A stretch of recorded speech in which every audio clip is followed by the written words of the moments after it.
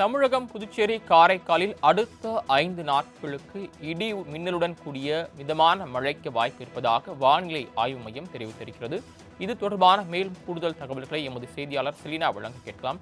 Selena, மழை தொடர்பாக வானிலை ஆய்வு மையம் தெரிவித்திருக்கக்கூடிய விவரங்கள். வடக்கு ஆந்திரா மற்றும் அதனை ஒட்டியிருக்கக்கூடிய பகுதிகளின் மேல் வளிமண்டல மேலடுக்கு சுழற்சி என்பது நிலவுகிறது.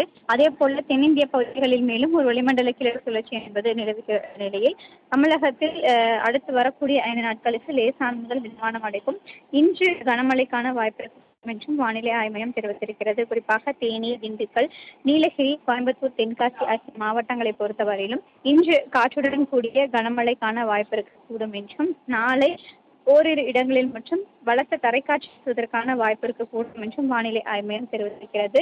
24ஆம் தேதியிலிருந்து 25ஆம் தேதி வரையிலும் நீலகிரி, தேனி, தென்காசி, கன்னியாகுமரி ஆகிய மாவட்டங்கள் மற்றும் கோயம்புத்தூர், திருநெல்வேலி ஆகிய மாவட்டங்கள் மலைப்பகுதிகளில் கனமழைக்கான வாய்ப்பு இருக்கக்கூடும் என்றும்,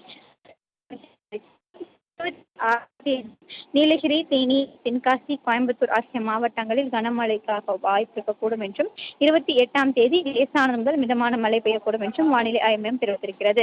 சென்னை மற்றும் புறநகர் சென்னையை பொறுத்தவரையிலும் வானம் ஓரளவு மேகமூட்டத்துடன் காணப்படும். நகரின் ஒரு சில பகுதிகளில் மற்றும் இடி மின்னலுடன் கூடிய லேசான முதல் மிதமான மழைக்கான வாய்ப்பு இருக்கும் என்றும், அதிகபட்சமான வெப்பநிலை 33 டிகிரி செல்சியஸ் வரை ஒட்டி இருக்கக்கூடும் என்றும் வானிலை ஆய்வு மையம் தெரிவித்திருக்கிறது. மீனவர்களுக்கான எச்சரிக்கை தமிழக கடலோர பகுதிகளுக்கு 22லிருந்து 26ஆம் தேதி வரையிலும், அதே போல வங்க கடலோர பகுதிகளுக்கு 22, 23 ஆகிய தேதிகளில் செல்லக்கூடாது என்ற எச்சரிக்கை விடுக்கப்பட்டிருக்கிறது. தாங்கள் வழங்கிய தகவல்களுக்கு நன்றி செலினா.